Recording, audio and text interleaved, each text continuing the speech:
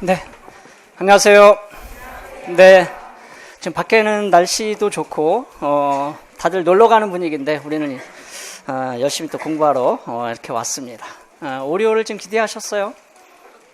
그 3, 4월 이제 심화 이론 다 끝나고 좀 쉬었을 것 같긴 한데 어떻게 좀 정신적으로 좀 육체적으로 좀 쉬었어요? 쉴 수가 없죠. 다시 또 바로 그냥 그 수업을 해야 되기 때문에. 자, 교재는 오리오 기출 분석은 이 교재로 나갑니다. 우리 앤드류 선생님이 색깔이 왜 이러냐고. 아무튼 그런 것 같은데. 자, 저는 그냥 개인적으로 괜찮아요. 이렇게. 자, 오리올 그 보충 자료 한 부 받았죠. 아마 보충 자료는 오늘만 나갈 겁니다. 다음부터는 따로 보충 자료가 없어요. 교재에 다 이제 포함이 되어 있고, 오늘은 강의 계획에 대해서 잠깐 언급을 하도록 하겠습니다. 자, 보충 자료 그 첫 페이지에 보시면은 이미 다 알고 계시겠지만 제 수업은 1, 2주하고 그 다음에 이제 5, 6주 이렇게 이제 진행이 됩니다. 그리고 다음 주에는 영어학을 먼저 워크숍을 하겠습니다. 목요일 날. 그렇게 이제 알고 준비를 해갖고 오시면 될 것 같고요. 자, 그 다음에 거기 강의 개요 및 목표라고 되어 있는데, 뭐 수업 진행하면서 우리가 다 이야기할 부분이기 때문에 제가 특별히 언급은 하지 않겠지만 네 번째 보면 수강생 준수사항 있죠. 그래서 여러분에게 미리 카페에다가 강의 진도표를 올려놔서 여러분이 미리 오늘 좀 풀어오시지 않았을까 싶은데, 수업 전에는 진도표에 따라서 반드시 기출문제를 풀어오셔야 돼요. 제가 모든 것을 다 아주 자세하게 하기는 좀 힘듭니다. 그래서 미리 한번 풀어보시고 마음에 그러한 준비를 해갖고 오시면 수업을 좀 더 수월하게 이렇게 진행을 할 수 있을 것 같아요. 자, 그 다음에 이제 수업 중에는 제가 판서를 많이 하게 될 텐데, 우리 교재에 보면은, 판서할 수 있는 공간이 있어요.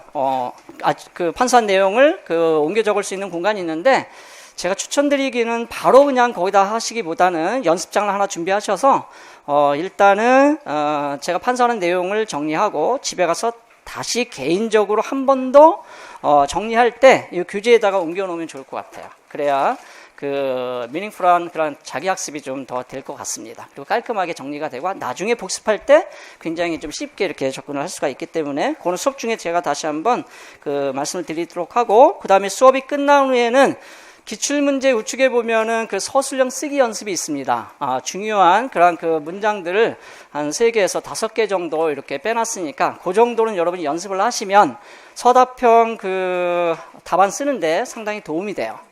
그래서 이 교재를 좀 잘 활용하시기 바랍니다. 그래서 좀 두껍기도 하고, 좀 크기도 해요. 그만큼 한 10배의 효과는 있을 거다, 이렇게 저는 기대를 합니다. 그래서 잘 활용해 주시길 바라고, 자, 강의 일정을 보면은, 1, 2월, 3, 4월, 5, 6월처럼 강의 분량은 거의 비슷합니다. 그죠?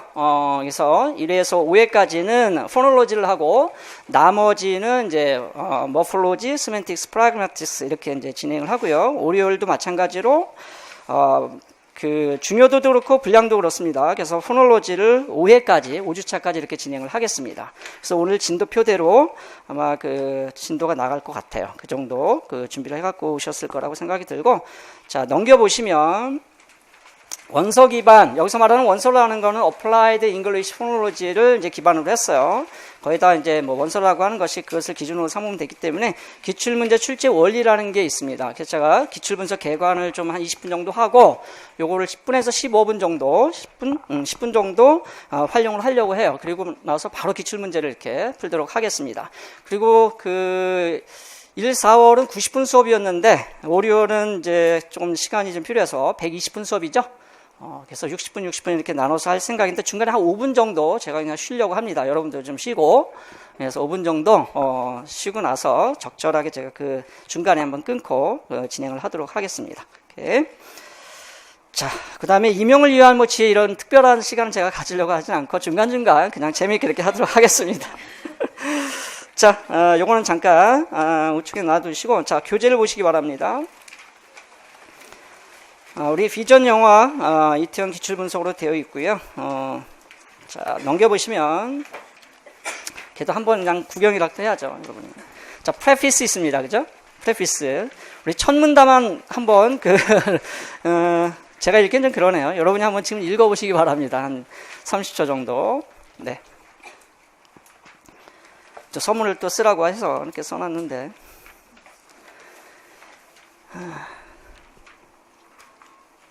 저는 이 책을 쓰면서 그렇게 생각을 했어요. 사실 기대도 되고 설렘도 있었고 행복하기도 했습니다. 그러니까 여러분도 이제 그러한 공감을 하시면 좋겠다라는 의도로 이렇게 이제 제 글을 잘 못 쓰는데 넣어놨고, 그 다음에 이제 우리 목표가 있잖아요, 그죠? 그 목표가 있으면 분명하게 가야 할 길이 있습니다.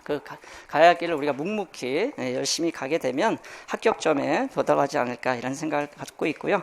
자, 우리 오리월은 체험학습이라 그랬죠. 그죠? 응용하는 그런 시기이기 때문에 우리가 이제 경험학습을 통해서 이 감성적으로 하트로 이렇게 공부를 해보도록 하겠습니다. 교재 특성은 뭐 제가 진행하면서 좀 자세히 설명을 드리도록 할게요. 자, 넘겨보세요. 자, 컨텐츠 목차가 있습니다. 순서대로 우리가 진행을 그대로 할 예정이고, 맨 마지막에 이제 예시답안이 제공되어 있으니까 잘 활용하시면 좋을 것 같습니다. 자, 넘겨서 기출문제 분석 객관 이렇게 돼 있죠. 자, 물론 뭐 기출문제라는 건 뭐 크게 우리가 설명하지 않아도 풀어보고 연습하고 또 예상문제 풀어보고 시험 보면 되죠, 그죠? 그런데 그 과정 속에서 얼마나 우리가 좀 더 분석을 잘 하느냐에 따라서 결과는 달라질 수 있어요. 그래서 제가 많은 기출 교재들을 이렇게 봤지만 그렇게 세부적으로, 체계적으로, 시각적으로 체계화돼서 이렇게 되어 있는 교재는 보지 못한 것 같아요. 그래서 제가 나름대로 저의 열정을 다해서 만들어 본 그런 교재입니다. 좀 다르지 않아요, 그죠? 네, 아무튼 자, 넘겨보시기 바랍니다. 그쪽에.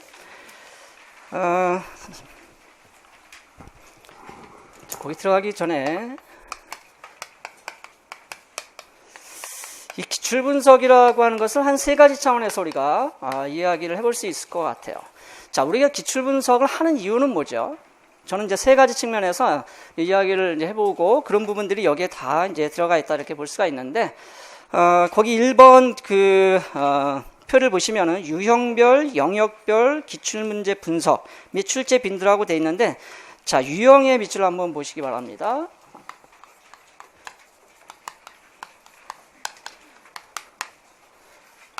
우리가 임용시험은 91년부터 시작을 했습니다. 그래서 2017년까지 거의 한 이제 30년 됐나요? 이렇게 이제 진행이 되는데,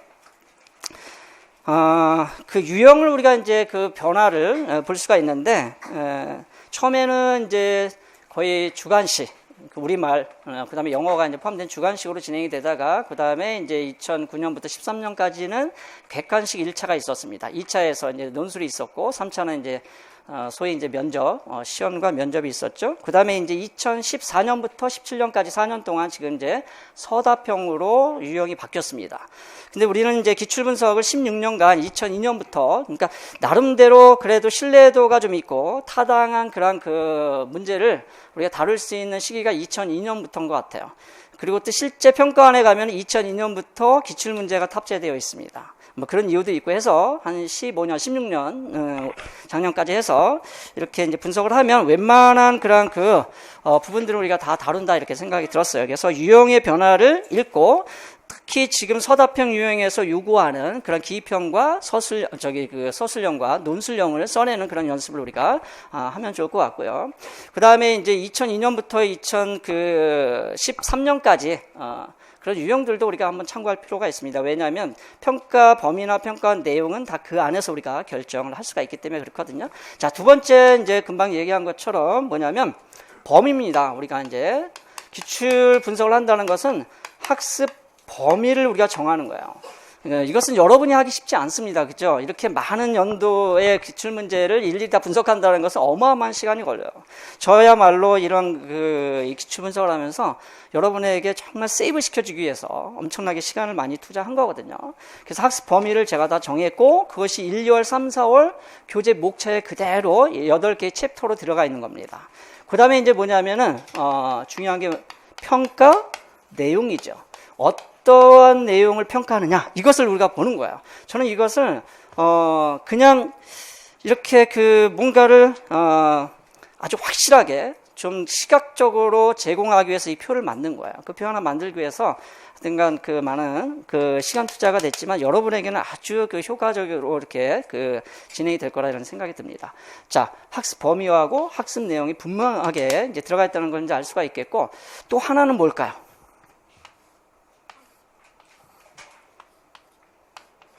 자, 요게 기출이라고 하는 것은 이미 지나간 시험이죠, 그죠?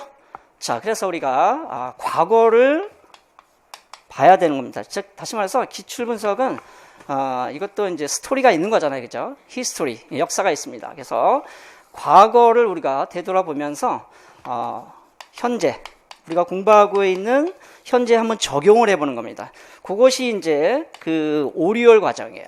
오리올 기출 분석 과정이 과거에 나왔던 문제를 현재에 한번 우리가 적용을 해보는 겁니다. 왜냐하면 1월부터 우리가 4월까지 기본 심화 공부를 했잖아요, 그죠? 그러니까 내가 공부한 것들을 실제 기출은 이제 뭐 예전에 나왔던 거지만 나에게 바로 주어지는 문제니까 한번 이제 적용을 해볼 수 있다는 얘기죠. 그 다음에 이제 중요한 건 뭐냐면 제가 이 표를 이렇게 만든 이유 중에 하나도 뭐냐면 항상 우리는 그 현재에만 있는 게 아니죠. 어디를 보고 살아가요? 미래죠. 그래서 미래를 예측할 수 있어야 된다는 거예요. 이 예측력이 굉장히 중요합니다. 그런 측면에서 이 기출 분석 교재를 우리가 잘 활용을 하시길 제가 이제 부탁을 드리고, 자, 그런 부분에 있어서 세 가지를 같이 한번 기억을 해두시면 좋을 것 같습니다. 이 세 가지가 이 안에 다 들어가 있거든요. 이렇게.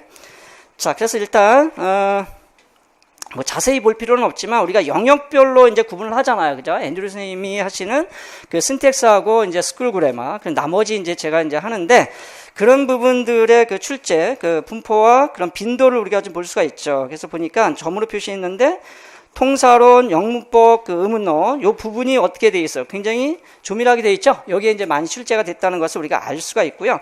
그 다음에 이제 연도별 추이도 볼 수가 있습니다, 그죠? 자, 그래서 거의 뭐 스쿨 그래머 쪽은 변함없이 많이 출제가 되고 있다는 것을 알 수가 있습니다. 뭐 신텍스, 의문도 마찬가지고. 자, 그 다음에 밑에 이제 서답형 유형을 잠깐 보실게요. 서답형 2014년부터 2017년까지 요거는 이제 우리 앤더슨 하시는 부분하고 같이 다 포함이 되어 있습니다. 그래서 2014년도에는 80점 만점에 14점, 그 다음에 19점, 18점, 27점.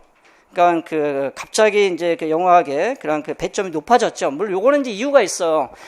교수법하고 이제 융합된 그런 문제들이 한 두세 문제 이렇게 출제가 되다 보니까 영어학으로 분류할 수밖에 없는 부분도 있었고, 또 교수법으로 뭐 분류할 수 있는 그런 문제가 좀 있었고, 좀 애매한 부분도 있었어요. 그래서 제가 보기에는 80점 만점에 20점 정도면 적절한 배분이다 이렇게 볼 수가 있겠습니다. 왜냐하면 평가원에서도 그 평가 비중을 영어 교수법의 최대 35%까지 비중을 넣고 있습니다. 그 나머지 65%에서 70%가 소위 말하는 이제 일반 문화, 그 다음에 이제 영어 이렇게 되는 거거든요. 그러면 한 20점 정도면 적절하지 않을까. 근데 작년에는 좀 하여튼간 좀 비중이 좀 높았다. 8문제가 이제 영어학 관련해서 출제가 됐기 때문에.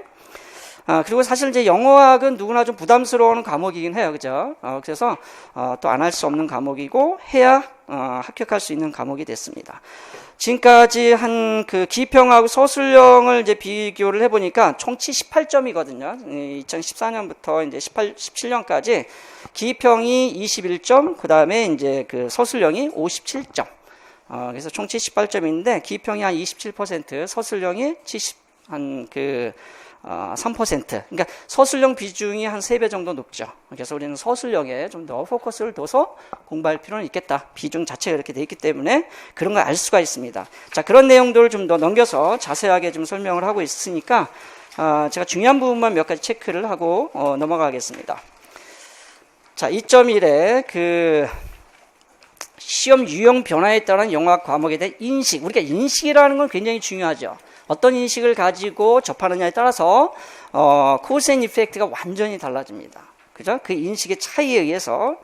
그래서 배점이 높고 어려운 과목이기 때문에 더 전략적으로 공부할 필요가 있다. 내가 아무리 영어하기 싫어도 해야죠. 왜? 임용 시험을 내가 준비한 이상 이걸 안 하고는 떨어질 수밖에 없기 때문에. 자, 그 다음에 이번에 서술형 비중이 높다고 했습니다. 그죠? 73%의 비중을 차지하고 있기 때문에. 자, 그 다음에 3번에 비중이 높은 영역을 좀 더 공략할 필요가 있겠죠. 그래서 저희도 이러한 그 강의 계획을 짤 때 비중이 높은 것을 먼저 넣고 더 많은 그런 그 시간을 배분을 하고 있는 거죠. 자, 2.2에 학습 방향 및 답안 작성 요령 이렇게 되어 있습니다. 그래서 이제 그 블랭크 문제는 거의 테크니컬 텀으로 물어봅니다. 그렇기 때문에 그 영학 특유의 개념들에 대해서 굉장히 낯설었었죠.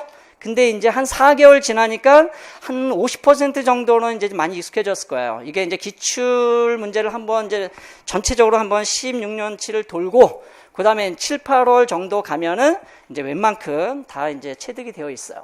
다만 이제 9, 10, 11월 가면서 얼마나 정확하게 출제자의 의도에 맞는 답을 쓰느냐 하는 것은 이제 그때부터 여러분이 연습을 하시면 되겠습니다. 7, 8월까지는 거의 다 누구나 비슷해요. 그러니까 너무 걱정할 필요는 없다 이런 생각이 듭니다. 대신 해야죠. 걱정만 안 하고 있으면 저절로 되는 건 아닙니다.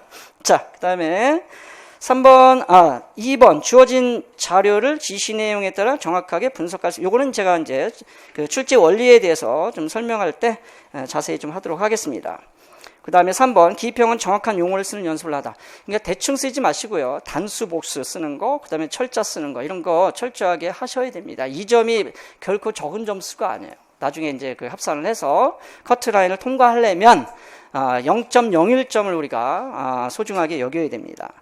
자, 그 다음에 이제 서술형 같은 경우도 분류하는 문제, categorize 하는 문제, 그 다음에 identify, states, 이게 이제 그 디렉션에서 요구하는 부분인데, 이 자료 분석하는 게 상당히 쉽지 않습니다. 이제 그런 부분들 우리가 많이 좀 해볼 거고요. 그 다음에 영어학적으로 필요한 표현들을 이 시기에 많이 익혀놔야 됩니다. 그죠? 우리가 정확한 답안을 쓰기 위해서. 그 다음에 이제 6번에 보면은 서술형 답안은 5, 60 자라고 했는데, 이거 자는 우리식 표현이고 단어가 맞겠습니다. 단어로 좀 고쳐주세요. 혹시 오해가 있을까봐. 그래서 50단어에서 60단어 정도면 적절하고요. 조금 길어지면 어쩔 수 없이 한 70단어 이렇게 됩니다. 뭐 아주 짧아지면 한 40단어 되는 경우도 있는데, 평균 한 5, 60단어 정도면 적절하지 않나 생각이 듭니다. 그래서 저도 그렇게 답안을 그 정도로 제시를 해놨어요. 그러니까 그 정도로 쓰시면 되겠습니다. 자, 그 다음에 영역별 고득점 학습 전략이라고 되어 있는데, 이거는 이제 수업을 진행하면서 또 말씀을 드리도록 하겠습니다. 오케이. 자, 넘겨서.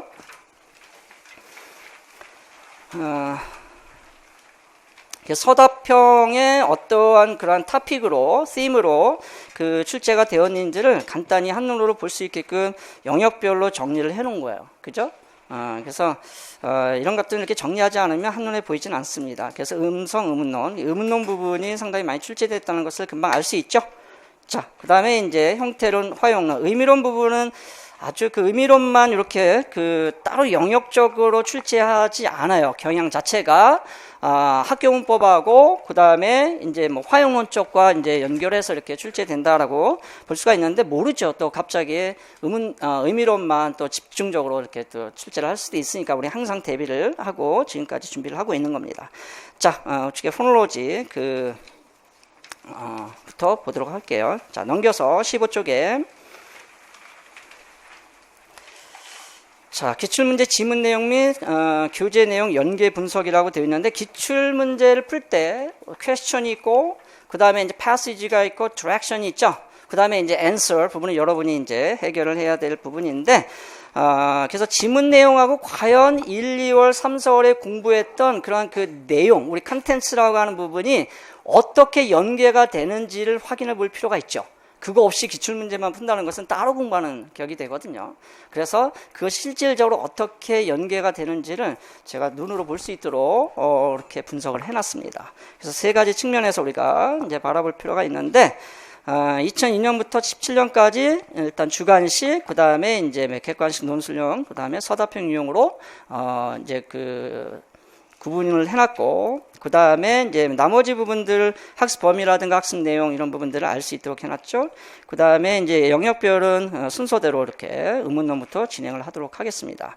자, 밑에 화살표 밑에 있는 부분들을 여러분이 한번 지금 같이 한번 읽어볼까요? 좀 유치하긴 하지만, 자, 같이 한번 읽어보겠습니다. 시작.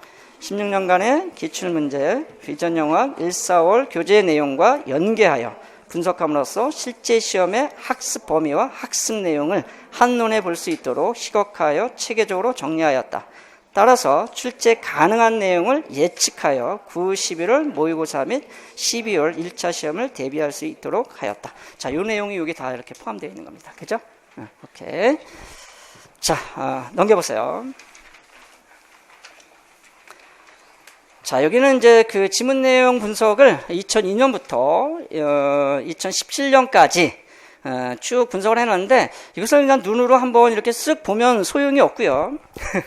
여러분이 집에 가셔서 과제로 하나 하실 게 있습니다. 우측에다가 제가 따로 표시를 하진 않았는데, 어느 정도 내가 조금 요 탑픽만 보고, 우리가 제목만 보고 책의 내용을 나름대로 이렇게 그 예측해 볼 수 있잖아요. 그죠? 논문의 제목을 보고, 그것은 결국 뭐냐면 내가 어느 정도 그 탑픽 또는 이제 그 제목을 보고 이해할 수 있냐 하는 것은 나의 실력이 어느 정도 되어 있느냐에 따라 다르겠죠. 즉 아는 만큼 보이는 것처럼 그래서 그것을 옆에다가 그 옆 공간에다가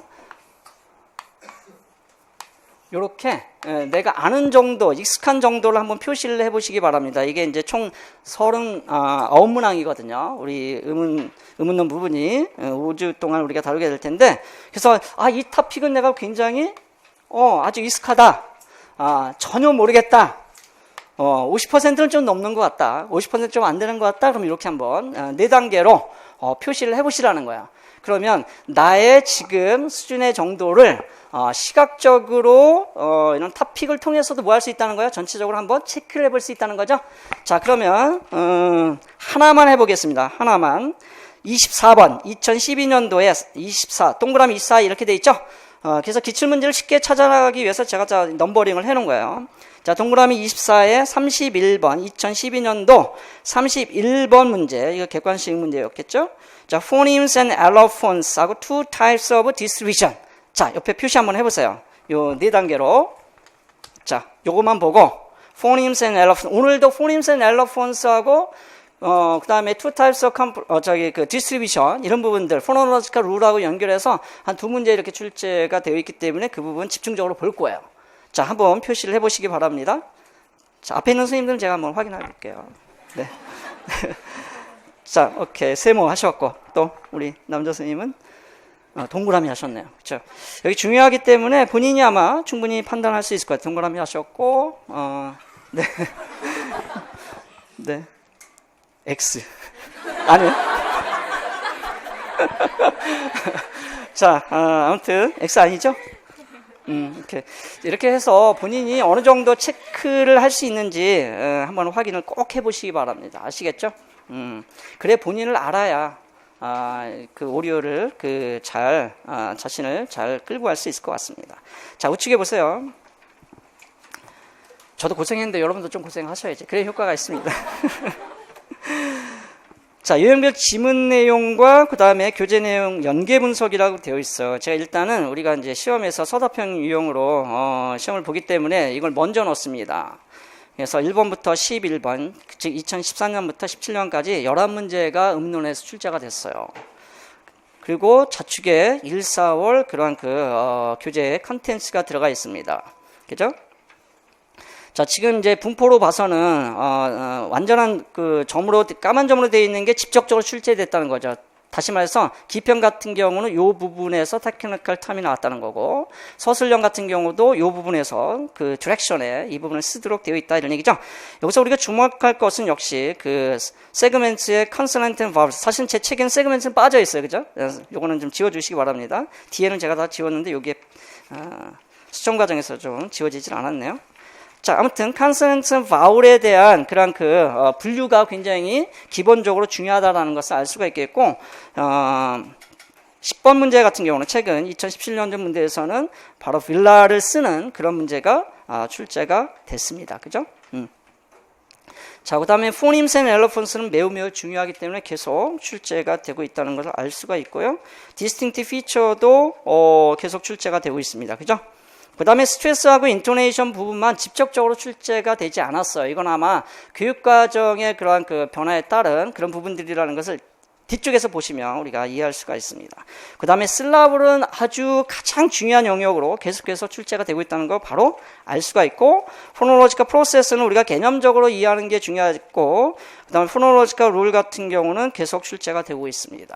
물론 요번에 포놀로지컬 프로세스에 슈와 딜리션이라고 하는 부분이 나와서 이걸 프로세스로 저는 분류를 했습니다만, 결국은 포놀로지컬 그런 environment를 찾아내는 그런 룰을 쓰는 문제였습니다. 결국은. 자, 넘겨보시기 바랍니다. 자, 2002년부터 2008년, 좀 오래된 그런 기출 문제를 우리가 이제 분석을 해보면, 좀 특이한 게 있죠. 4번 스트레스하고 5번 인토네이션을 보세요. 예전엔 스트레스, 그러니까 플루언시를 강조했던 교육과정에서는 이런 스트레스하고 인토네이션 문제를 집중적으로 많이 냈었습니다. 그죠? 그러면서 이제 좀 액큐러시 부분을 다시 또 강조하게 되면서 이 부분이 많이 빠지게 돼요. 그리고 서술형에서 이걸 평가하기가 좀 애매합니다. 그때는 우리말로도 쓰고, 어쨌든 서답형에서 그래서 좀 빠지는 경향이 있지만, 그래도 기본적으로는 우리가 좀 알고 가야 하기 때문에 교재에서는 다루고 있고, 실제 모의고사를 통해서도 일부 문제를 우리가 풀어봅니다. 자, 그런 것들을 우리가 분명 확연하게 느낄 수가 있죠. 자, 그 다음에 이제 우측에 2009년부터 2013년, 소위 말하는 이제 객관식 시대에는, 이때는 그 시험 범위도 좀 깊고 좀 넓었다 이렇게 볼 수가 있습니다. 특히 신텍스 같은 경우는 이론도 많이 출제가 됐어서 굉장히 공부하기가 아주 부담스러웠는데, 이제 서답형 유형으로 바뀌면서 신텍스 영역은 굉장히 이제 좀 범위가 좁아지고 좀 깊이가 좀 얕아졌어요. 그래서 여러분에게는 오히려 서답형으로 시험 보는 것이 부담은 좀 줄었다 이렇게 볼 수가 있겠습니다. 그런 것도 우리가 이제 확인해 볼 수가 있겠고, 자, 컨소넌트 바울 부분은 여러분이 완전히 이건 암기하고 있어야 되고 이해를 하고 있어야 됩니다. 그런 부분들에 대해서는. 자, 전반적으로 두루두루 출제가 되고 있다는 걸 알 수 있습니다. 왜냐하면 이때는 객관식이었기 때문에 문제 수도 좀 많았어요. 그래서 저 분포적으로 많이 이렇게 나타난다는 것을 알 수가 있습니다. 오케이. 자, 넘겨서 우리가 주로 관심 있는 부분들은 앞에서 봤던 서답형이었고, 자, 요거를 한눈에 다시 볼 수 있도록 이렇게 모아놨어요. 그러면 전체적으로 16년간의 기출의 어떤 그런 유형의 변화뿐만 아니라 그런 평가 범위와 내용을 한눈에 볼 수가 있죠. 그래서 consonants and vowels, phonemes and allophones, 그 다음에 distinctive feature, 요 부분까지 보면은 특히 이제 phoneme과 allophone 부분이 출제가 많이 되고 있습니다. 실제 이제 그런 부분들을 난이도 조절을 할 수 있는 부분이 이 부분이기 때문에 좀 그런 것 같아요. 자, 그 다음에 스트레스는 보세요. 최근에 와서는 직접적으로 거의 출제가 되고 있지 않죠? 그래서 너무 걱정하지 않으셔도 될 것 같습니다. 인토네이션도 마찬가지로. 그러니까 요거는 그냥 언어학적으로 영어와 그런 한국어의 차이 정도 여러분이 이해하시면 되겠고, 제 기본 교재에 들어가 있는 정도만 일단은 숙지를 하고 계시면 큰 무리는 없을 것 같아요. 그죠? 그리고 웬만한 것들은 영어 교수법에서 여러분이 또 공부를 하셨을 거예요. 이런 부분들은 학생들을 지도하는 부분에 있어서. 자, 그 다음에 이제 슬라블은 아주 중요하게 지금 강조가 되고 있다는 것을 알 수가 있죠. 이 표만을 통해서도 우리가 알 수 있습니다. 자, 포놀로지컬 프로세스, 포놀로지컬 룰 부분도 계속 출제가 되고 있다는 것을 알 수 있습니다. 오케이. 자, 그 다음에 이제 우측에 가서 기출 지문 분석 및 실전 문제 예상하기 이제 구체적으로 들어가려고 하는 겁니다. 그 밑에 화살표 있는 부분만 같이 한번 읽어볼까요? 위에는 뭐 지금 전체적으로 제가 다 설명한 부분이고, 나머지는 이제 수업 진행하면서 제가 설명할 부분이기 때문에, 자, 같이 한번 읽어보겠습니다. 시작. 기출문제 지문 내용을 단계적으로 분석하여 출제 내용뿐만 아니라 출제자의 의도를 정확하게 파악함으로써 정확한 답안 작성을 위한 연습을 효과적으로 할 수 있도록 하였으며, 실제로 출제 가능한 내용을 예상할 수 있는 실력을 갖추도록 구성하였다. 자, 실력은 여러분 갖추시기 바랍니다. 저는 하여튼 그렇게 했어요. 네. 자, 이제 넘겨보시기 바랍니다.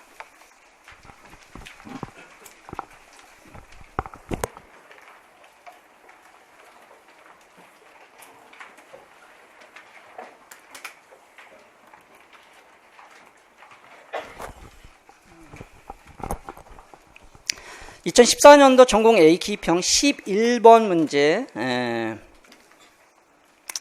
우리가 이제 처음으로 이제 다루게 될 때고, 여기는 제가 좀 자세히 하겠습니다. 첫 문제이기도 하고 제가 개인적으로 기입형 문제 중에서 지금 2014년부터 2017년까지 가장 잘된 문제라고 평가하는 그런 문제예요. 그리고 평가원에서 그 임용시험의 출제에 어떤 그런 원리라든가 뭐 이런 부분들을 잘 반영하고 있는, 그러면서도 쉽지 않은 문제. 그러니까 아주 난이도가 상 중에서 상 문제는 아닙니다. 제가 보기에는 중상이거나 뭐 상하 정도 되는 그런 문제이긴 한데, 상당한 그런 변별력을 가질 수밖에 없었던 문제예요. 여러 가지 그런 컨텐츠를 다 아우르는 그런 문제였다고 이제 평가를 하게 되는데, 그것을 어떻게 볼 수 있냐면 한 장 넘겨보세요. 한 장 넘겨보면은 이게 한 문제가 네 쪽으로 한 세트로 되어 있습니다.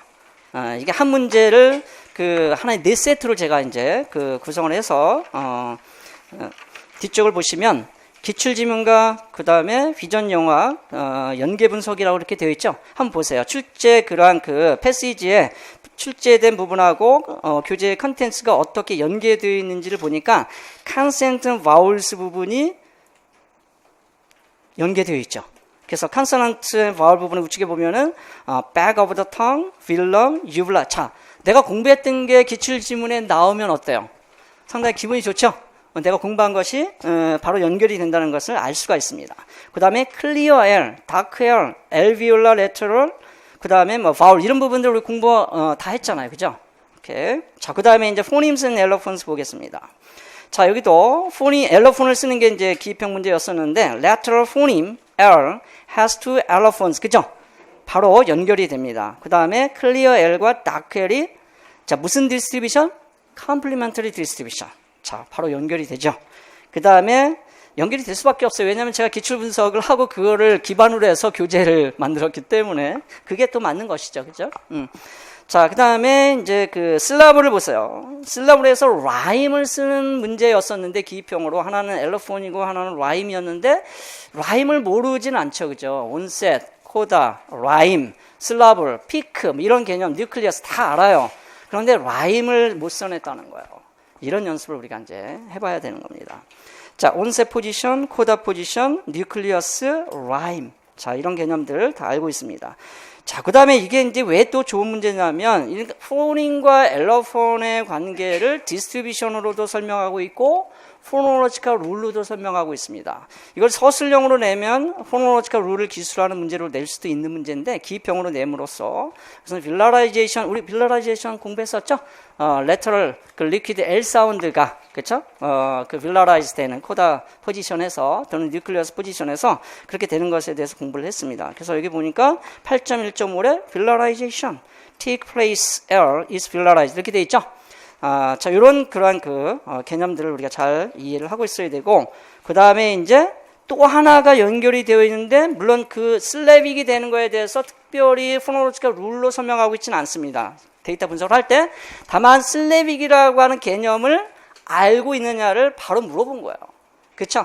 슬래빅이 되는 위치, 슬래빅이 되려면 걔가 뭐가 돼야 되냐면 뉴클리어스가 되는 거죠, 홀로. 그래서 그 뉴클리어스하고 코다를 합쳐서 뭐라고 할 거냐, 이걸 물어본 거거든요. 근데 그렇게 직접적으로 물어보면은 라임 이렇게 답을 할 수가 있지만, 그렇게 물어보지 않았습니다. 그랬기 때문에 좀 어려운 거예요. 자, 첫 해지만 하여튼 좋은 문제로 출제가 됐다, 이렇게 생각이 듭니다. 이렇게 이제 우리가 보고, 우측에 보면은 필수 개념 및 핵심 용어 보충 자료를 혹시 이제 1, 2월, 3, 4월 과정을 제 교재를 공부하지 않은 분들이 있다면 보충 자료를 이렇게 넣은 겁니다. 그리고 한 번 더 여러분이 반복할 수 있도록 넣어놨어요. 뭐 교재에도 있는 것도 있고 교재에 없는 것도 있습니다. 이런 식으로 보충 자료를 좀 활용을 하시면 좋겠고, 다시 앞으로 와서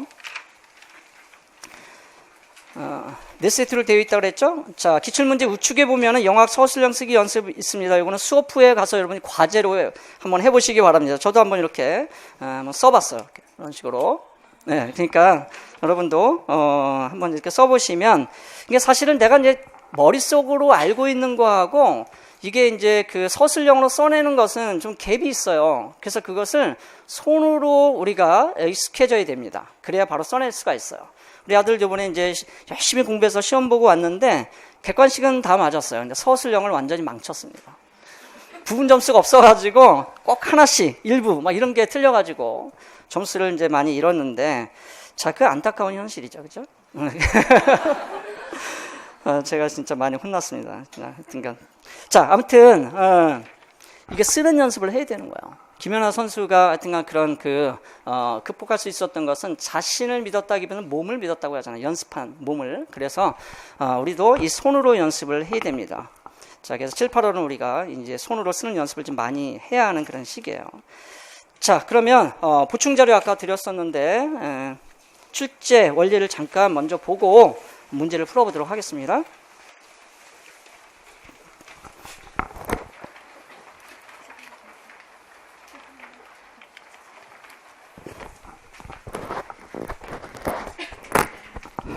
여러분도 좀 더우신가요? 여러분 괜찮아요? 지금 에어컨이 좀 들어오는 것 같긴 한데. 자, 제가 웬만하면 안 닦으려고 했는데 머리가 자꾸 이상해져가지고 모니터링 해보면 막 아톰 머리도 나오고 막 그래서. 자, 보세요. 여기 이제 기평하고 서술형이 어떻게 이제 그 원서를 기반해서 출제가 되는지 제가 작년 7, 8월 이제 그 어플라이드 강의할 때 자세하게 설명을 드렸었는데 오늘은 잠깐 심플하게 이렇게 설명을 하겠습니다. 여러분 다 이해하실 수 있을 것 같아서. 일단은 그 원서를 요즘 같은 경우는 그렇게 많이 인용을 하진 않습니다. 아주 핵심적인 것만 가지고, 저 역시 문제 만들 때 그래요. 예전처럼 그냥 지문에서 블랭크 뻥뻥 뚫어놓고 이렇게 기입형 문제를 내는 게 아니기 때문에 데이터 분석을 다 할 수 있도록 지문을 재구성해야 돼요. 그래서 그런 부분들에 있어서 원서는 우리가 바로 출제되는 그런 교재는 아니다. 그러나 원서의 내용을 통해서 우리가 문제가 출제가 되기 때문에 그런 부분들의 그런 원리를 좀 아는 것은 도움이 될 것 같아요. 자, 우리가 기출문제 금방 봤듯이 퀘스천이 주어지고, 이 기입형의 퀘스천은 밑에 있습니다만은 그 디렉션이 같이 포함된 거죠. 그래서 유형은 5가지 유형으로 이렇게 되어 있는데, 결국은 한 가지 유형이에요. 그죠? 기입형에 블랭크를 이제 채워넣어라 이런 얘기죠. 근데 이제 블랭크를 채워넣을 때 좀 브로드하게 one word, two words 이렇게 쓰는 경우도 있고, 어떤 경우도 있냐면 from the passage 해서 좀 더 구체적으로 그 범위를 정해주는 경우도 있고, 그 다음에 이제 세 번째 보면은 동그라미 세 번째 distinct feature라고 해서 아예 그런 피처의 개념, 피처의 용어를 쓰도록 코로나리였죠. 이렇게 구체적으로 제시해 주는 경우도 있습니다. 그러니까 그럴 때는 그렇게 써줘야 돼요. 오케이. 자, 그 다음에 use the same word 이런 부분들을 참고하셔서 쓰셔야 되는데 이거 무시하는 경우들이 간혹 있습니다. 일부러 무시하진 않지만 자기도 모르게 그렇게 하는 경우들이 있어요. 그러니까 그런 부분들을 우리가 연습하는 겁니다. 자, 그 다음에 answer 부분을 먼저 보면은, 이런 식으로 출제가 됐었다. 여러분, 모르는 용어는 없죠? 그죠? 이번엔 제가 이제 스트레스 시프팅하고 스트레스 뉴트럴은 사실 형태론에서 공부했던 그런 개념 용어이긴 한데, 의문론하고 관련이 있어서 같이, 풀어볼 예정입니다.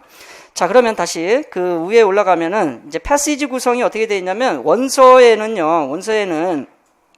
특히 어플라이드 같은 경우는 이게 전문 용어하고 그다음에 일반적인 용어들을 그냥 섞어 쓰고 있습니다. 근데 우리는 이제 전공자니까 아무래도 테크니컬 텀을 중심으로 해서 공부를 하게 되죠. 그리고 자세히 기술을 하는 그런 교재입니다. 상당히. 그다음에 밑에 자료를 제시하는 부분에 있어서는 문장 속에 나열식으로 되어 있어요. 우리 시험은 다 어떻게 되어 있습니까? 이렇게 넘버링이 되어 있죠? 분류를 해놨는데, 이 어플라이드 교재 같은 경우는 가장 마음에 안 드는 부분이 이게 넘버링을 해놓지 않고, 문장 안에 데이터를 넣어놨기 때문에 잘 구분이 안 됩니다. 꼼꼼하게 아주 집중해서 읽고 내가 다시 한번 정리를 해줘야 돼요. 그래서 작년에 3, 4월 새벽 특강할 때는 제가 그걸 다 분류를 해놨었거든요. 아무튼. 자, 그 다음에 이제 자료 분석에 대해서 어플라이드에서는 비교 설명한다든가 분류한다든가 목록화한다든가 의문규칙 도출 과정을 다소 길고 장황. 자, 밑줄 가보세요. 다소 길고 장황하게 이제 기술을 합니다. 이게 이제 서양식의 기술 방식이죠. 그러다 보니까 공부하는데 상당히 이제 인내심과 애로사항이 좀 있다 이렇게 볼 수가 있겠고, 요거를 이제 기출문제로 연계할 때는 주제 도입 부분이라고 해서 전문 용어를 주로 사용합니다. 오늘 문제도 그렇고, 그 다음 필요한 부분에 있어서는 좀 더 구체적으로 제시를 해주고 있어요. 그래야 그런 정답의 범위를 제한해서 이렇게 제시할 수가 있기 때문에 그래서 상당히 깔끔합니다. 문제 자체가 도입 부분에 있어서. 그리고 극히 일부 요 도입 부분에 주제를 설명하는 부분에 블랭크를 넣은 경우가 하나 있었는데 그게 바로 엘러폰이에요. 폰인과 엘러폰의 개념을 설명하면서 요거를 물어봤던 거예요. 보통은 이제 데이터 분석하면서 블랭크를 넣거든요. 근데 여기서는 이렇게 주제 도입 부분에 넣는 경우도 있을 수 있어요. 자, 그거는 이제 뒤를 보고 우리가 좀 더 정확하게 찾아 나서야 되겠죠.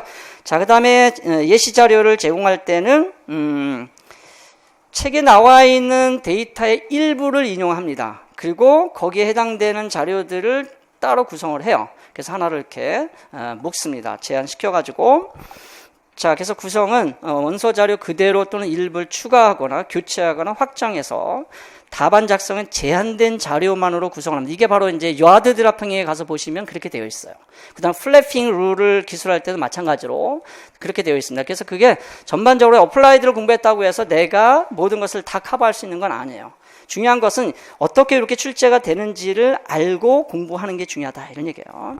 자, 그 다음에 이제 자료 분석이 가장 중요한데 비교 설명하고 분류하고 목록화 시킵니다. 이런 부분들을 자꾸 이제 지문을 통해서 여러분이 공부를 하셔야 되고, 내가 직접 디렉션에 따라서 서술형에서 연습을 좀 많이 하셔야 돼요.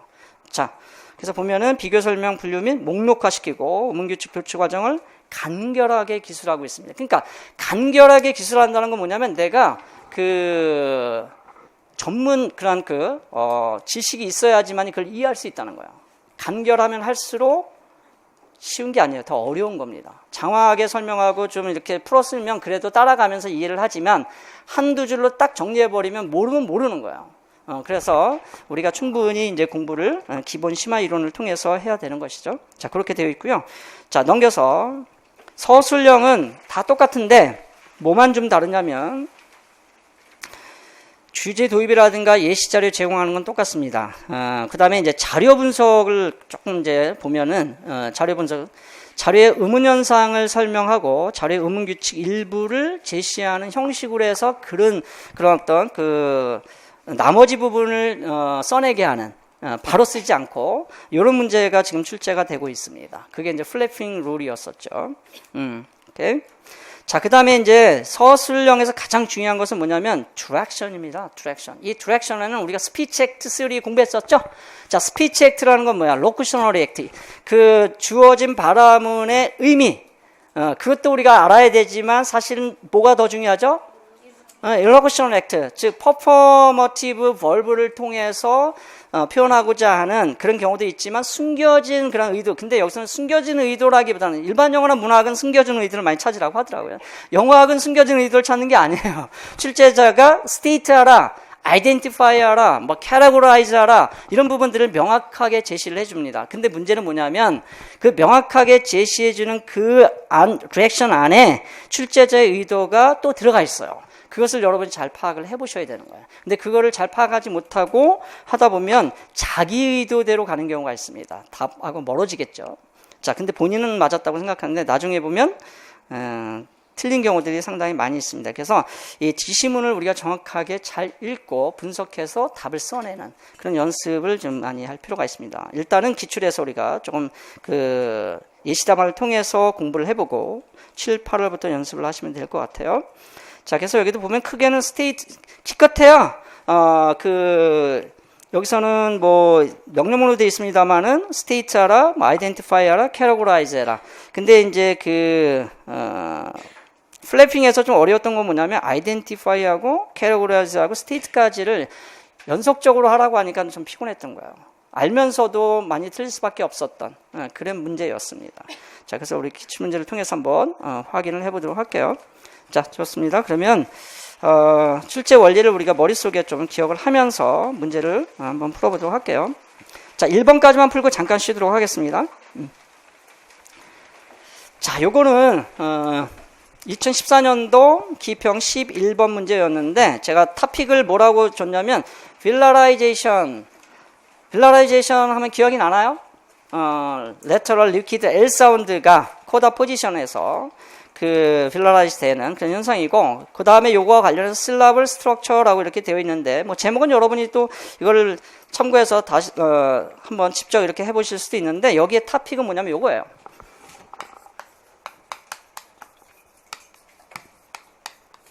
익숙하죠? 좀 시간이 지났지만 구체적으로 하면 요거죠. L 사운드의 같은 포님의 두 개의 그런 엘러폰에 관한 그런 음운 현상을 설명하면서 그 음운 환경이 바로 슬라브 스트럭처 안에서 결정이 되더라 이런 얘기죠. 자, 그 부분을 우리가 본 거고, 요거는 결국은 우리가 뭐로 연결이 되죠? 디스트리뷰션으로 구분할 수 있죠. 이렇게 같은 포님에 대해서 다른 엘러폰이 나타나는 그런 분포를 우리는 뭐라고 해요? Complementary distribution.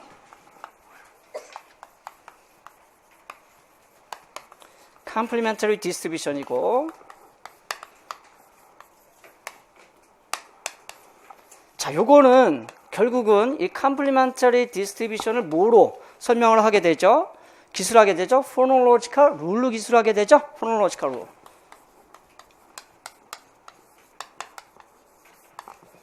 그 Phonological rule이 뭐였어요? 바로 Villarize 때는 Villarization. 뭐였었죠? Villarization. 자, 이렇게 이제 우리가 전체적인 그런 지문의 흐름을 이해할 수가 있겠고, 쉽게 얘기하면 요겁니다. 여기서는 이 L 사운드를 lateral phoneme이라고 이제 명칭을 주고 있어요. 이거는 lateral phoneme. 또는 그냥 liquid L이라고 할 수 있어요. 이 이름을 주는 것은 뭐 그렇게 중요하진 않은데, 어쨌든 이 L 사운드를 이 지문에서는 lateral phoneme이라고 이야기를 하고 있고, 요거에 대한 엘러폰의 환경을 지금 데이터를 통해서 4개를 제공해 주고 있습니다. 그죠? 근데 둘로 나눴어요. 둘로 나눴는데, 첫 번째는 clear L이죠. clear L이라고 하는 그런 엘러폰이 나타나는 환경과, 또 하나는 dark L이라고 하는 그런 환경이 나타나는 그런 데이터를 제공해 주고 있죠. 그래서 clear L 같은 경우는 지금 1번 데이터하고 2번 데이터를 통해서 제공해 주고 있어요. 이제 보겠습니다. 그 다음에 dark L 같은 경우는 우선적으로 dark L 같은 경우는 3번 데이터를 통해서 제공해 주고 있습니다. 3번 데이터를 통해서. 근데 문제는 뭐냐면 이 dark L이 나타나는 환경이 3번만 있는 것이 아니라 4번도 있더라 이런 얘기죠. 그랬을 때 Villarization 3번과 4번이 나타나는 그런 좀 더 정확한 그런 일반화시킨 그런 규칙을 여기서 제공해주고 거기에 들어갈 그런 텀이 뭐냐 이걸 이제 물어보는 거였어요. 자, 이렇게 이제 한번 기억을 해보시고 문제를 잠깐 보도록 하겠습니다. 자, 패시지를 읽고 각각의 여기는 하나의 블랭크니까 in the blank with one word로 쓰게 되어 있습니다. 자, 한번 볼게요. 자, 이제 주제를 도입합니다. 그죠? 우리가 이제 출제 원리에 보면은 내가 이제 topic, theme에 대한 이야기를 먼저 하게 되죠. In English, the lateral phoneme L has two allophones. 자, 2개의 엘러폰이 있다라고 이렇게 이야기를 합니다. 자, clear L하고 dark L인데 이 dark L은 다시 뭐라고 설명하고 있냐면 a villarized alveolar lateral 이렇게 되어 있죠. dark L은 바로 뭐라고요? Villarized alveolar lateral. Villarized 됐다 이런 얘기죠. 그러니까 여기가 사실 의문 현상으로 얘기하자면 Villarization 이렇게 이제 이야기를 할 수가 있는 거야. 오케이. 자, 그 다음에 이거는 이제 기본적으로 그냥 제공을 해줍니다. 이 Villarization이 됐다는 것은 L 사운드는 우리가 어디에서 소리가 나는 거죠?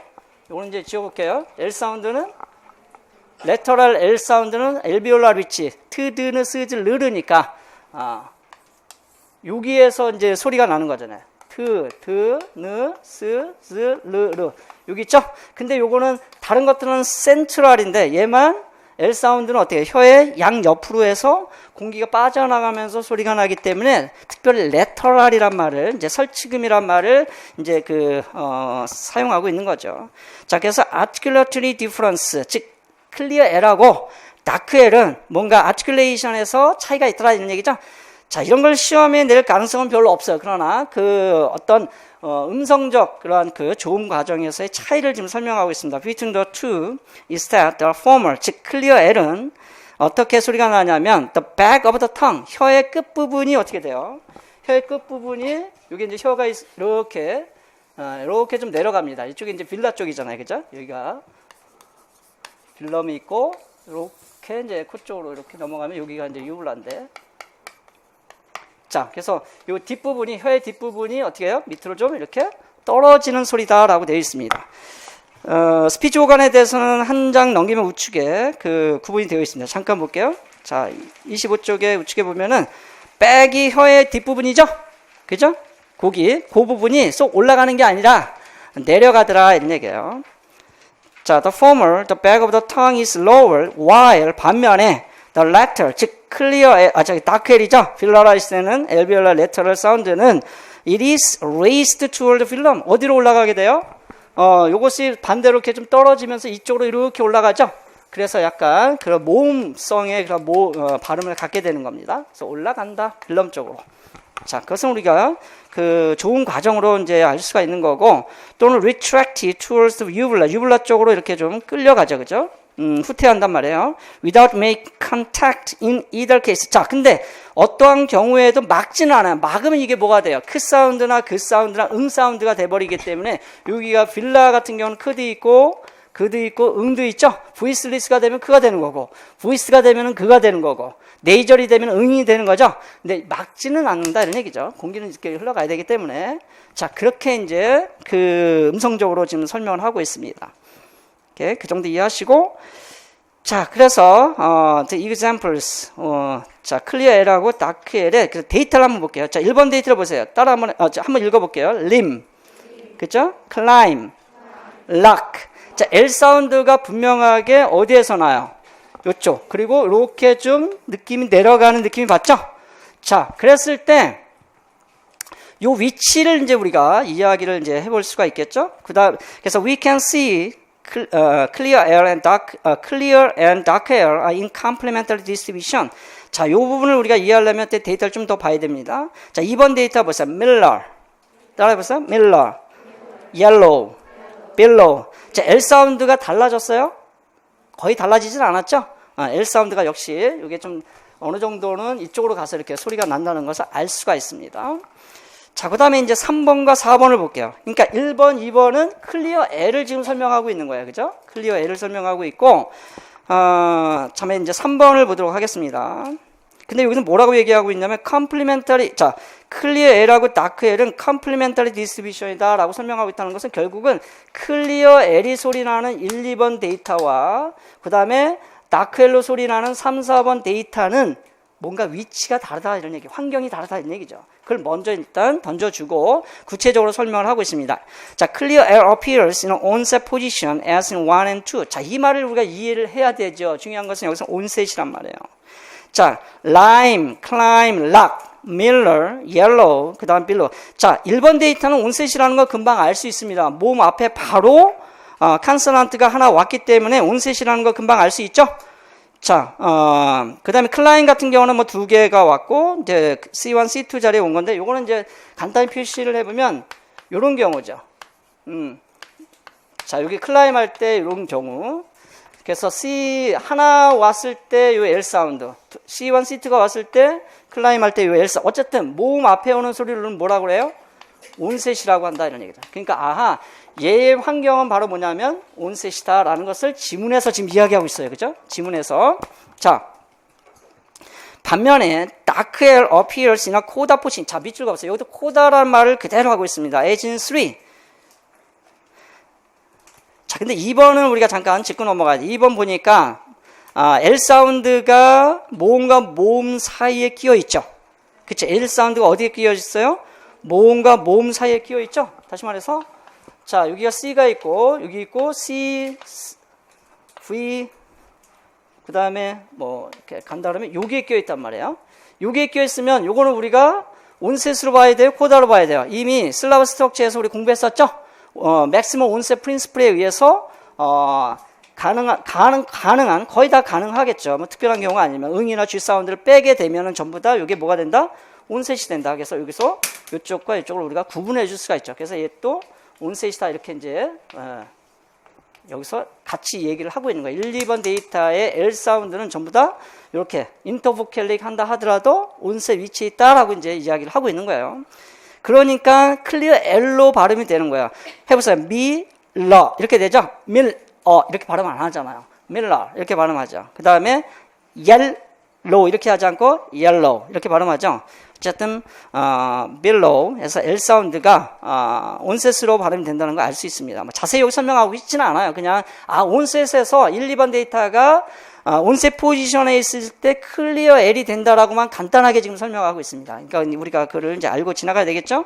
자, 반면에 dark and appears in a coda position as in 3. 자, 3를 한번 볼게요. coda position 이제 해보세요. mirror, feel, fire, mirror. 근데 이걸 우리 영어를 공부했기 때문에 밀하고 발음하지 않고 mirror하고 발음한다는 거 알 수 있죠? 이게 이렇게 올라가면서. 그죠? 공부했던 거 좀 기억나시죠? 자, 그래서 요거는 위치가 뭐다? 코다 포지션에 지금 나타나고 있는데 3번 데이터를 보니까 컨소넌트가 2개 오는 경우도 있네요. mirror 할 때. 그죠? 자, 그래서 여기 보면은 컨소넌트가 1, 2 있을 때 요 위치에 이제 오는 경우죠. 전부 다. 하나인 경우는 요 위치, 2개인 경우도 mirror 할 때 요 위치. 즉 결국은 얘의 위치는 뭐다? 코다 위치다. 이렇게 이제 우리가 이야기를 해볼 수가 있다. 이런 뜻입니다. 코다 위치다. 자, 여기까지 이해하셨죠? 이렇게 여기까지 이해했어요. 자, however, 여기 뒤에 연결해야 되겠구나. 코다 position as in 3, the rule involved seems to be that. 자, 그 룰을 보니까, 자, 이제는 알겠죠? 이게 complementary distribution이구나. 하나는 온셋이고, 하나는 코다이기 때문에 각각 다른 소리가 나는구나. 그죠? 엘로폰이라고 하는 것은 같은 포님에 대해서 complementary distribution에서 각각 다른 소리로 그래서 표시도 달리한 거잖아요. 그죠? 자, 그 이야기를 지금 하고 있는 거예요. 자, the rule involved seems to be that velarization takes place. 자, 밑줄 가보세요. velarization takes place whenever, 자, L 사운드가 is in a coda position. 코다 포지션에 나타나게 되면은, 이 포지션에 나타나게 되면은, 빌라라이제이션이 일어나는구나 라는 걸 지금 설명하고 있는 거예요. 그죠? 코다 포지션에, 그러면 온셋은 빌라라이제이션이 일어나요? 안 일어나요? 안 일어나죠. 코다 포지션에 빌라라이제이션이 일어나는구나. 자, 그런데 4번 데이터가 이제 문제가 될 것 같아요. However, the cases in 4 cannot be explained by this rule. This rule이라는 건 뭐예요? 빌라라이제이션이 분명히 여기 4번 데이터도 빌라라이제이션이 발음을 해보면 일어납니다. 다케일이 되는데 요 룰, 다시 말해서 이너 코다 포지션에서 일어난다라고 하는 요 룰만 가지고는 설명이 안 되더라 이런 얘기예요. 자, 왜냐하면 because dark hair is syllabic. 이 부분이 이제 우리가 바로 심플하게 아주 간결하게 설명이 되어 있지만 이해를 하고 넘어가야 되는 거죠. 이걸 이해 못하면 블랭크를 채울 수가 없었던 거예요. 자, dark hair is sylabic이 되고 constitute a nucleus. 자, 밑줄 가보세요. constitute a nucleus. 뭐를 형성한다고요? nucleus를 형성하더라 이런 얘기죠. 자, 그 예를 보니까 4번 데이터 볼까요? middle, bubble, tunnel 이렇게 되어 있죠. 자, 이건 뭐냐면 C1, C2가 있는데 여기에 바로 다켈이 일어나죠. 다켈. 여기가 바로 다켈이 일어나는데 얘가 결국 뭐가 된다는 거예요? 슬래빅이 된다는 거죠. 요게 슬래빅이 된다는 거예요. 슬래빅이 된다는 것은 결국은 슬라벌 스트럭처에서 뭐가 된다? 뉴클리어스가 된다 이런 얘기예요. 뉴클리어스가 되더라 이런 얘기예요. 자, 그럴 때도 뭐가 일어나더라? 빌라라이제이션이 일어나더라 이런 얘기죠. 그런데 3번 데이터를 통해서 어디에서만 빌라라이제이션이 일어난다 그랬어요? 코다 포지션에서 빌라라이제이션이 일어나는데 지금 보니까 이런 환경에서도 빌라라이제이션이 일어나더라. 즉 슬래빅 L이 될 때 이 L 사운드가 바로 뭐더라? 빌라라이제이션이 되더라. 그러면 이 둘을 좀 더 일반화시켜서 룰을 기술해 줘야 된다 이런 얘기가 되는 거죠. 코다만 가지고는 안 되니까. 코다 위치였어요. 이제 거기 보면은 미들 버블 터널이니까 미들 버블 터널 하니까 여기가 C1, C2잖아요. 그죠? 그러면 이렇게 봤을 때는 코다가 맞죠? 근데 코다인 것처럼 보이지만 실제는 다크엘이 되면서 뭐가 돼요? 슬래빅 L이 된다고 여기 설명하고 있잖아. 설명 안 했으면 문제가 될 수 있는데 설명을 하고 있어요. 슬래빅이 됐다고. 자, 슬래빅이 됐다는 얘기는 얘가 결국은 뭐가 된다? 뉴클리어스가 된다. 이거예요. 뉴클리어스가 된다. 자, 그러면 이제 무슨 문제가 이제 우리가 발생하냐면 요 코다하고 뉴클리어스를 묶어서 뭐라고 할 거냐 이걸 물어본 거예요. 우리가 슬라벌 스트럭처에서 아주 간단한 건데 사실은 알고 보면 온셋이 있고 라임이 있죠. 근데 이렇게도 써요. 우리는 이제 이렇게 알아두면 좋을 것 같아요. 뉴클리어스. 그 다음에 코다. 자, 이게 3번 데이터가 코다에서 일어난 거예요. 그죠? 4번 데이터가 뉴클리어스가 된 거예요. 슬랩이 됐으니까. 그러면 결국은 슬라블의 이 부분에 포함되어 있다면 뭐가 일어난다? 바로 빌라라이제이션이 일어난다 이런 얘기죠. 빌라라이즈 된다. 요걸 물어본 거예요. 자, 그래서 볼게요. Which is usually occupied by a vowel. 그렇죠. by a vowel. 모음에 의해서 이제 occupy 되는 그런 위치인데 그것이 L이 이제 차지했다 이런 얘기죠. By minimally modifying the above rule. 자, 위에 제시된 그런 빌라라이제이션 포놀로지컬 룰을 하여튼간 최소한으로 우리가 수정을 해가지고 we can obtain a more accurate rule. 자, 밑줄 가보세요. 좀 더 정확한 룰을 만들어낼 수 있다 이런 얘기죠. 빌라라이제이션이 일어나는 환경을 코다이거나 또는 그런 슬래빅 L이 되는 위치라고 설명할 수가 있겠지만 이것을 좀 더 액큐리트하게 우리가 룰을 만들어낼 수 있다 이런 얘기죠. 자, 그랬을 때 어떻게 되냐면 자, L is villarized if and only if. 좀 더 강조하기 위해서 그런 것 같아요. 요럴 때만. 우리 통상론에서 많이 쓰는데 어떤 환경을 기술할 때 반드시 이럴 때만. 자, it. 자, it이라는 거 앞에 있는 L 사운드겠죠? parts. 부분이다. 이런 얘기죠. 뭐의 부분이냐면 of the blank. 자, 여기서 blank를 넣으라는 것은 지금 코다, 온셋 이런 말이 나왔고 뉴클리어스란 말이 나왔기 때문에 실라블 스트럭처 내에서의 파트라는 거죠. 그게 바로 뭐냐면 금방 얘기했듯이 코다의 위치에 오는 경우도 빌라라이즈 되고 슬래빅 L이 코다에 있다가 뉴클리어스가 되는 슬래빅이 돼서 그런 파트가 뭐냐? 요거였다. 이런 얘기죠. 아마 우리가 이제 순차적으로 저와 같이 왔기 때문에 라임을 이제 쉽게 이렇게 찾아갈 수 있었지만 처음에는 아마 쉽지는 않았을 것 같아요. 이렇게. 자, 이렇게 이제 문제를 해결할 수가 있다. 이런 뜻입니다. 자, 이해되셨죠? 오케이. 그래서 집에 이제 가셔서 서술형 쓰기 연습 한번 해보시고, 그 다음에 지문 및 자료 분석하기에 공간을 드렸으니까, 요게 제가 지금 판사한 내용들을, 여기다 정리를 이렇게 해두시면 좋을 것 같습니다. 5분만 쉬었다가 다시 시작을 할게요. 40분에. 이렇게.